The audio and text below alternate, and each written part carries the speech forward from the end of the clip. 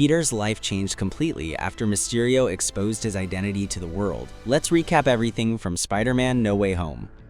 The story continues as, before dying, Mysterio releases a video blaming Spider-Man for his death and revealing that the person behind the mask is Peter Parker. The city falls into chaos, with many people accusing Spider-Man of murder. Peter starts panicking, especially when he sees a crowd surrounding MJ. He quickly rescues her from the madness. As he escapes, news reporter J. Jonah Jameson declares Spider-Man the city's #1 public enemy. No matter where Peter goes, the press follows him. Trying to escape, he makes the mistake of going home, revealing his address to everyone. When he arrives, Aunt May and Happy are having an awkward conversation, as May is trying to break up with him. Peter suddenly arrives with MJ, interrupting them. Happy misunderstands the situation, while May meets MJ for the first time. Happy then reveals to Peter that they broke up. Before Peter can explain what's happening, the news is already broadcasting his identity while helicopters circle the house. Jameson accuses Peter of murder, and even claims that Ned and MJ helped him commit the crime. Soon after, the FBI arrives looking for Peter Parker.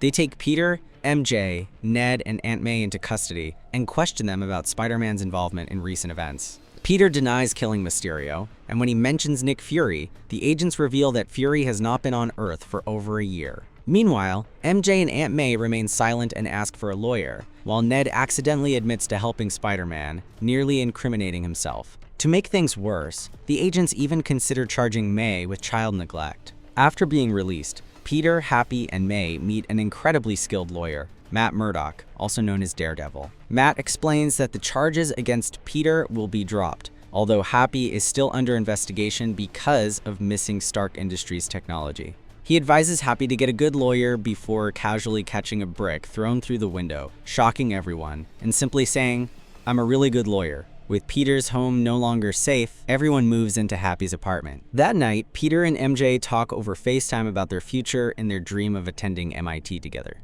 The next morning, Peter's school is flooded with people and reporters waiting for him. His teachers and principal promise to protect him, although his gym teacher believes he killed Mysterio. To escape the crowd, Peter takes MJ to the school rooftop, with Ned joining them shortly after. Together, they talk about their dream of getting into MIT and spending their college years together. A few days later, Peter receives his college decisions. Unfortunately, all 3 of his backup schools reject him. Still, they hold on to hope for MIT. The 3 friends open their letters together, expecting to spend their future side by side, only to learn that MIT has also rejected them because of the controversy surrounding Peter. Feeling guilty, Peter decides to fix the situation himself. He visits the Sanctum Sanctorum and asks Dr. Strange if there's a way to help his friends get into college. More specifically, if he can make everyone forget that Mysterio revealed his identity. Strange explains that he no longer has the Time Stone, but he can cast a spell to make the world forget Peter is Spider-Man. Wong warns him not to do it because of the risks. Ignoring the danger, Strange begins casting the spell and warns Peter that everyone who knows his secret will forget it. At first, Peter agrees, but he keeps interrupting, asking Strange to let May, MJ, Ned, Happy, and others still remember. After 5 interruptions, the spell becomes unstable, forcing Strange to contain it before something terrible happens. Afterward, Peter admits that he never even tried to appeal MIT's decision. Furious, Strange throws him out of the sanctum. Peter quickly tracks down an MIT administrator on her way to the airport. However, she insists the university made the right decision. Suddenly, people begin screaming as cars are thrown through the air. The attacker is Dr. Otto Octavius Octopus. Peter immediately suits up and confronts him. To Peter's surprise, Octopus recognizes him. The 2 battle across the bridge while the MIT administrator is caught in the middle. Peter manages to save the falling MIT administrator before Dr. Octopus eventually tears off Peter's mask, only to become confused when he sees Peter's face. "You're not Peter Parker." Using Stark's nanotechnology, Peter takes control of Octopus's mechanical arms and defeats him. He then saves the MIT administrator, who is impressed by his actions and promises to reconsider his application. But Peter barely has time to celebrate before a green goblin bomb suddenly appears in the street. Before the fight can begin, Strange teleports both Peter and Octopus to the basement of the Sanctum Sanctorum. There, Peter discovers another visitor from a different universe, Dr. Kurt Connors. Strange then explains what happened. Because Peter caused the spell to fail, people from other universes who knew Peter's identity before Mysterio's reveal are now being pulled into their world. Strange gives Peter even more bad news. He must find all the visitors who entered their universe and send them back home. He then enchants Peter's gauntlet with teleportation magic, allowing him to send the villains back to the Sanctum. Peter calls MJ and Ned to the Sanctum Sanctorum to help. Ned jokes that he might have magical abilities, but Strange immediately ignores him. As they discuss a plan, Peter mentions a green elf causing trouble. Surprisingly, Octopus knows exactly who he's talking about and reveals that Norman Osborn, the Green Goblin, died years ago in his universe. Peter then heads into the woods, where he encounters Electro. He tries to capture him but fails, only making Electro angry. Suddenly, Sandman appears. Recognizing Spider-Man's suit, he helps Peter fight Electro. Peter explains that he is Peter Parker, just not the one Sandman knows. In the end, both Electro and Sandman are teleported back to the Sanctum. Meanwhile, Norman struggles with the Green Goblin's voice inside his head. Calling Norman a coward, the Goblin pushes him to fight Spider-Man. Norman snaps, destroys his Goblin mask, and walks away. Later, May calls Peter and reveals that she's with Norman. Acting innocent, Norman says he's lost his home, can't find his son, and hears a voice telling him to do terrible things. Peter suggests bringing him to the Sanctum, but May asks Peter to show some compassion. Peter brings Norman to the Sanctum, where Octopus is shocked to see him alive. Sandman then explains that both Norman and Octopus died, fighting Spider-Man in their universe. Strange arrives and announces that everyone will be sent back to their own worlds. However, Peter refuses after learning that some of them will die if they return. Strange insists, but Peter steals the magical box containing the unstable spell, leading to a chase through the mirror dimension. Using math to understand the mirror dimension, Peter traps Strange and escapes with the box. Back at the Sanctum, Peter offers the villains a deal. Instead of sending them home to die, he'll try to save them.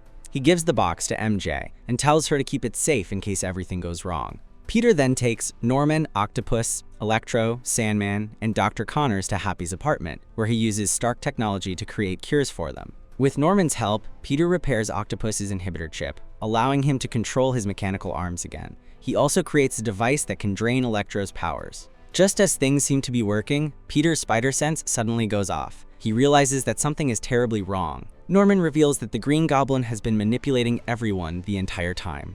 Electro steals an arc reactor, giving himself even more power, while Goblin refuses to give up his abilities. Chaos erupts. Peter fights the Green Goblin while Octopus tries to help, only to be thrown out of the building by Electro. Sandman leaves, and the Lizard escapes from the van where he was being held. Outside, J. Jonah Jameson records everything happening at Happy's apartment. The Green Goblin brutally beats Peter and slams him through the building. May tries to save Norman by injecting him with the cure, but it fails. Goblin responds by attacking her with his glider before throwing a pumpkin bomb to cause even more destruction. Peter tries to stop it, but he's too late. The bomb explodes. Peter rushes to May, who initially seems fine. She tells him he did the right thing by trying to help Norman and the others, reminding him that, with great power, there must also come great responsibility. Sadly, May is badly injured. As Peter desperately cries beside her, she dies. Happy witnesses everything from his car as federal agents arrive and arrest him. He desperately tells Peter to run, as the agents open fire and attempt to take him into custody. Heartbroken, Peter escapes. Meanwhile, MJ and Ned panic when they can't reach Peter. In a surprising turn of events, Ned accidentally opens a magical portal that reveals Peter. However, it's not their Peter. Andrew Garfield's Peter steps through the portal. At first, MJ and Ned are skeptical, but Andrew quickly proves that he is really Spider-Man. Ned then tries again to find their Peter, but instead another portal opens, and Tobey Maguire's Peter walks through. Confused by seeing another Spider-Man, Tobey and Andrew briefly test each other's web shooting abilities before introducing themselves. MJ and Ned ask them to help find their Peter, and the two can only think of one place Spider-Man go when they're sad, the top of a tall building. MJ realizes exactly where Peter would be, and together with Ned and the two Spider-Men, they go to find him.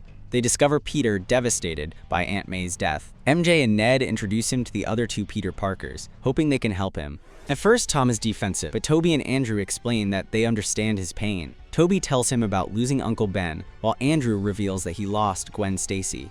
Consumed by grief, Tom says he wants to kill the Green Goblin. Tobey warns him that revenge will only leave him angry and make things worse. Peter finally listens and joins the others in the lab. Together, the three Spider-Men create cures for the villains, hoping to give them a second chance in their own universes. Ned is then shocked to learn that Tobey's best friend Harry Osborn died in his arms after trying to kill him. While working, Tobey talks about eventually making things work with MJ in his universe, while Andrew admits he never moved on after losing Gwen. Once the cures are ready, Tom and Andrew prepare their web shooters, while Tobey casually shoots webs from his wrists, completely shocking the others. Peter then records a message for the villains, telling them he truly wanted to help them, and asking them to meet him at the Statue of Liberty. Soon, Electro arrives at the Statue of Liberty, followed by Sandman and the Lizard. The three Spider-Men jump into battle but quickly realize they're struggling to work together. The Peters regroup, and Tobey and Andrew admit they're not used to fighting as a team. Tom explains that he has experience because he was once an Avenger, although the other two have absolutely no idea what the Avengers are. Taking charge, Tom decides to lead the team. With a plan finally in place, the three Spider-Men are ready to return to the fight. Moments later, they swing into battle together against Sandman, Electro, and the Lizard. This time, they finally work as a team and quickly defeat Sandman. They then turn their attention to Electro, but he's become far too powerful. Suddenly, Octopus arrives and grabs Tobey and Andrew with his tentacles. At first, it looks like he's betrayed them, but it was all part of his plan. Octopus removes the arc reactor from Electro and uses Peter's device to drain his powers.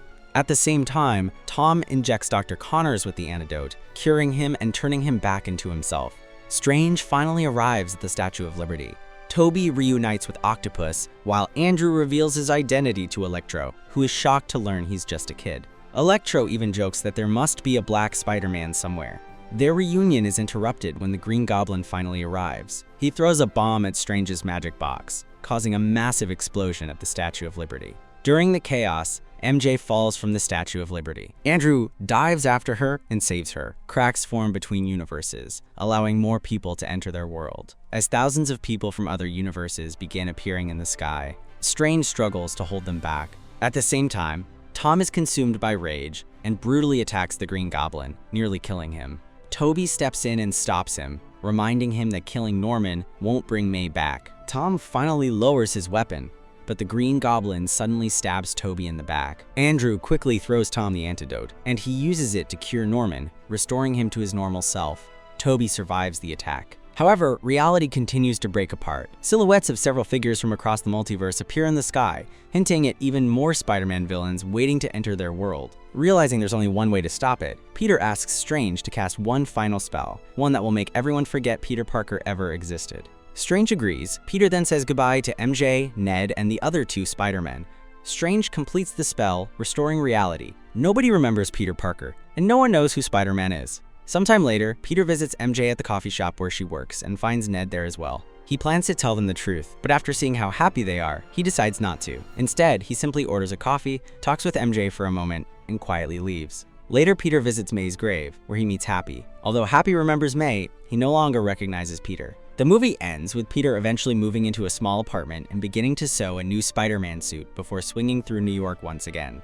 Somewhere else, Venom briefly appears in a bar in Mexico before being pulled back to his own universe. However, a small piece of the symbiote is left behind. If you want more recaps like this, don't forget to like, subscribe, and let me know what series or movie you want to see next.